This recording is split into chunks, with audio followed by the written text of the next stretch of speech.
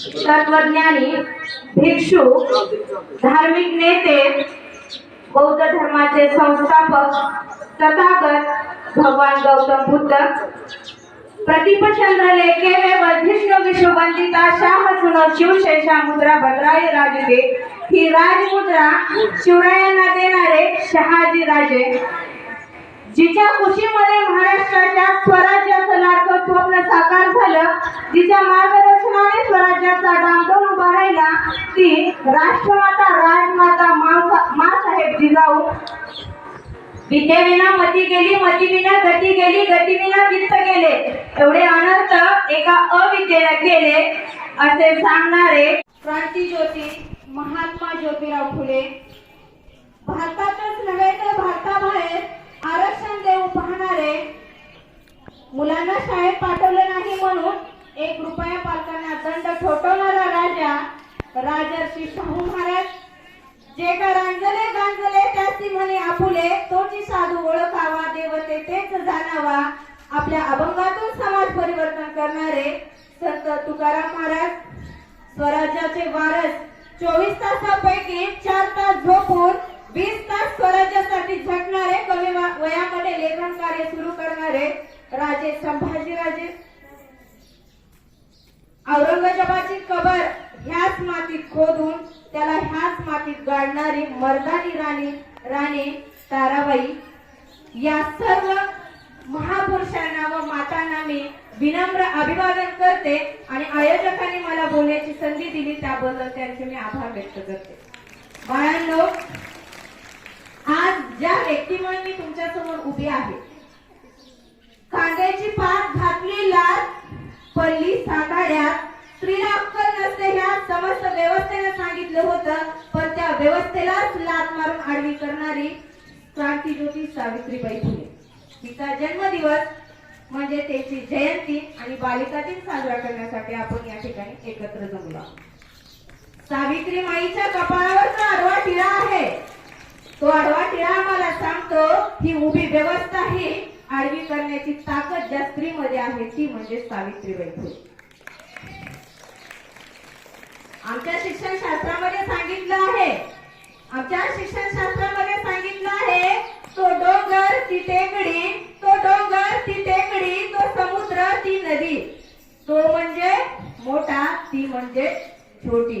म्हणजे आमच्या मराठी व्याकरणामध्ये सांगितलं आहे मोठा तो कोण श्रेष्ठ आणि छोटी ती कोण दुय्यम.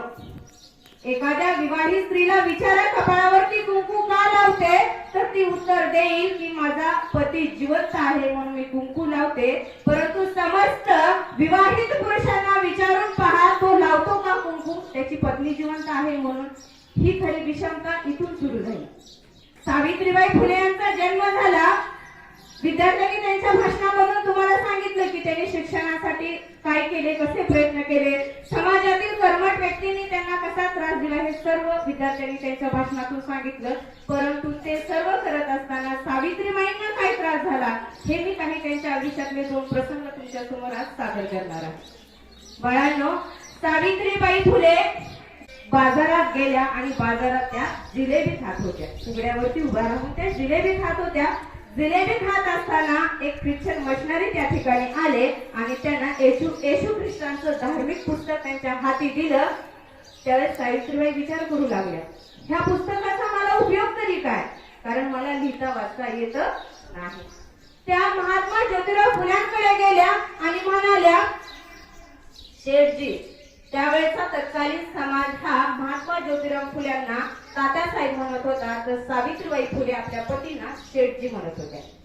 शेठजी, हे पुस्तक तर मला मिळालं आहे, पण ह्या पुस्तकाचा मला उपयोग काय, कारण मला लिहिता वाचता येत नाही.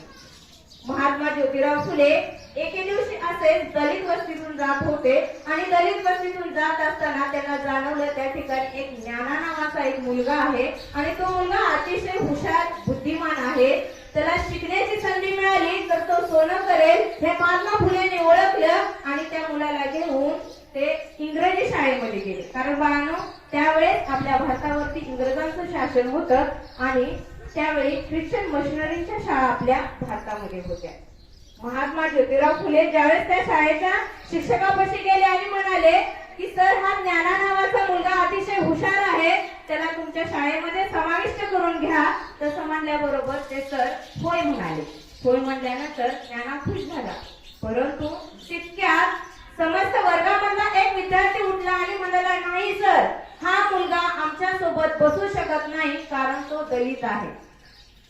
त्यावेळेस महात्मा ज्योतिराव फुले म्हणाले की तो मुलगा काय करेल, साईडला जी चटई हातरली आहे त्या चटईवरती बसेल. त्यावेळेस शाळेतले अनेक विद्यार्थी म्हणाले, नाही, चटई ही जमिनीवर असते, चटई बाटली तर जमीन बाटेल आणि जमीन बाटली तर आम्ही बाटेल आणि आम्हाला रोज घरी जाऊन आंघोळ करावी लागेल. त्यामुळे आमची एक विनंती आहे की तुम्ही हा मुलगा शाळा शिकणार नाही किंवा आमच्या सोबत शाळेत बसणार नाही.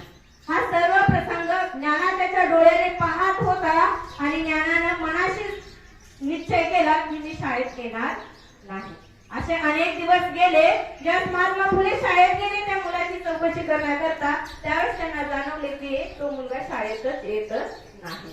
त्यावेळेस मात्र महात्मा फुलेंच्या तळपायाच्या मस्तकाला गेले आणि ते म्हणू लागले, जर हा सूर्य आमच्यावरती वर्षानुवर्ष त्यांच्या सूर्यकिरणांचा राज्याभिषेक करतो, तो बाटत नाही, ही जी भूमी आहे त्या भूमीवरती आम्ही अहोरात्र चालतो, तिची माती बाटत नाही.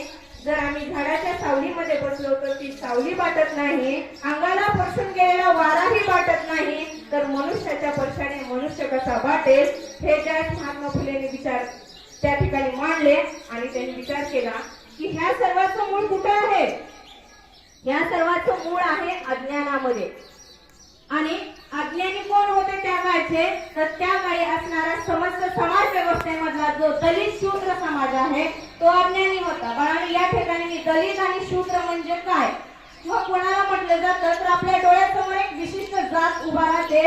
तर दलित शूद्र एक विशिष्ट जात नसून ब्राह्मणापासून ते शूद्रापर्यंतची जी स्त्री वर्ग आहे, ज्या घरातील लेडीज आहेत, बायका आहेत, त्या सगळे शूद्र आणि दलितामध्ये येतात. त्यावेळेस महात्मा फुलेंनी ओळखलं की जर एका घरचा दोन घरचा दिवा ही एक मुलगी लावते, जर मुलगी शिकली तर अनेक कुटुंब शिकतील, अनेक कुटुंब शिकली तर निश्चित माझा महाराष्ट्र प्रगती करेल, हे त्यांनी जाणले. त्यासाठी त्यांनी सावित्रीबाई फुले आश्चर्यचकित झाल्या. कारण बाळा, त्या काळात शिक्षण हा शब्द उच्चारण सुद्धा गुन्हा होता. त्यांनी सावित्रीबाई फुलेंना म्हणाले की मी तुला शिकवेन, तू मुलांना शिकव. सावित्रीबाई फुले ह्या जिज्ञासू वृत्तीच्या होत्या. म्हणजे जिज्ञासाचं शोधाचं दुसरं नाव म्हणजे सावित्रीबाई फुले. सावित्रीबाई फुले तयार झाल्या शिक्षणासाठी.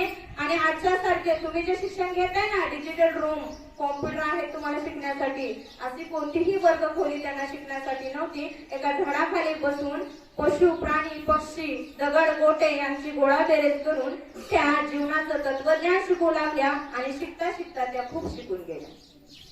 त्यानंतर महात्मा ज्योतिराव फुले म्हणाले 1 जानेवारी 1848 रोजी, त्या दिवशी महात्मा ज्योतिराव फुले म्हणाले की मी पुढे जातो, सर्व समस्त मुलींना मी त्या ठिकाणी एकत्रित करतो, तोपर्यंत तू पाठीमागून ये. असं ज्यावेळेस त्यांनी सावित्रीबाईंना सांगतात, ज्योतिबा फुले पुढे निघून जातात. सावित्रीबाई फुले आवरते कुठे जाण्यासाठी, तर बुधवार पेठेतील भिडेवाड्याकडे जाण्यासाठी. त्या निघत असतात. दारातून त्याच्या उंबऱ्यातून त्यांनी पाऊल बाहेर टाकतात. पाऊल टाकतात काही टवाळकी त्या ठिकाणी कर्मठ विचाराची जी लोक होती ती आली, म्हणाली धर्म बुडवायला निघाली ही नीच कुठली, धर्म बुडवायला निघाली ही नीच कुठली, असं म्हणतात सावित्रीबाई फुले डगमगल्या नाही. त्या तसंच पुढे चालत राहिल्या. परंतु समोरच्या गर्दीतून एक भीर असा दगड आला आणि त्यांच्या कानाला लागला. त्याच्या कानातून भळ भळ भळ असं रक्त निघत होतं. तरी पण त्या चालत राहिल्या. कोणत्या दिशेने, तर भिडेवाड्याच्या दिशेने चालत राहिल्या.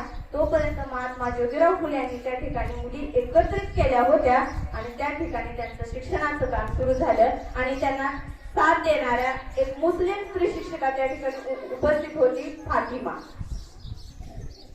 त्यांनी शिक्षणाचं कार्य सुरू केलं आणि शिक्षण घेत असताना सावित्रीबाई फुलेंच्या डोळ्यातून अश्रू वाहत होते. त्यांच्यासोबत बसलेल्या काही मुलींनी विचारलं की तुम्ही का रडताय, तुम्हाला लोकांनी मारलं म्हणून रडताय. तुम्हाला त्रास झाला म्हणून रडताय तर नाही, सावित्रीबाई फुले म्हणाल्या नाही, माझ्या समोर जे चित्र दिसतंय ते चित्र भविष्यात येणाऱ्या चांगल्या क्षणाचे संकेत आहेत, म्हणून माझ्या डोळ्यातून पाणी येते. शिक्षणाचा विषय निघाल्यानंतर मनुस्मृतीप्रमाणे सांगितलं गेलं होतं, जर एक स्त्री शिकली तर काय होईल, तिने जेवण करत असताना प्रत्येक अक्षराच्या आळ्या पडून तिच्या ताटामध्ये पडतील. जर एखाद्या स्त्रीने शिक्षण घेतलं तर तिच्या पतीचा देहांत होईल, म्हणजे त्याच्या पतीचा मृत्यू होईल. हे मनुस्मृतीने सांगितलं होतं. सावित्रीबाई फुलेंच्या मनाची शंका त्यांनी महात्मा ज्योतिराव फुल्यांसमोर व्यक्त केली आणि ज्योतिबा फुले त्यांना म्हणाले की तू शोध लावायचा आहे सावित्री, तू सिद्ध करायचं आहे की शिक्षण घेतल्यानंतर खरंच अन्नाच्या आळ्याहून ताटात पडतील की पतीचा मृत्यू होईल, म्हणजे शोधाची जननी म्हणजे सावित्री. कारण त्या काळच्या समस्त समाजाला माहिती होतं, जर ही आपला तबला झाली तर यांचा तबला वाजवल्याशिवाय राहणार नाही. त्याचबरोबर सावित्रीबाई फुले यांनी त्यांच्या आयुष्यामध्ये खूप कष्ट केले. त्यांच्या वयोवृद्ध अवस्थेमध्ये प्लेग हा साथीचा रोग आला होता. कोणीही त्या ठिकाणी पैकी कोणीही त्या ठिकाणी प्लेग्रस्तांना मदत करायला येत नव्हतं. पण ही आजी, त्यावेळेस सावित्रीबाई फुले यांचं वय झालं होतं आणि त्या आजी असून सुद्धा, वयस्कर असून सुद्धा प्लेग रोग्यांना, जी छोटी बालकं होती त्या बालकांना उचलून दवाखान्यात नेत होत्या, त्यांच्यावरती उपचार करत होत्या. अशा या महान क्रांतिकारी सावित्रीबाई फुले यांच्या जयंतीनिमित्त मला या ठिकाणी बोलण्याची संधी दिली, त्याबद्दल मी धन्यवाद मानते आणि पुनश्च एकदा सावित्रीबाई फुले यांचा आभार मानते, कारण त्या होत्या म्हणून मी आज या ठिकाणी तुमच्या समोर बोलू शकले. धन्यवाद.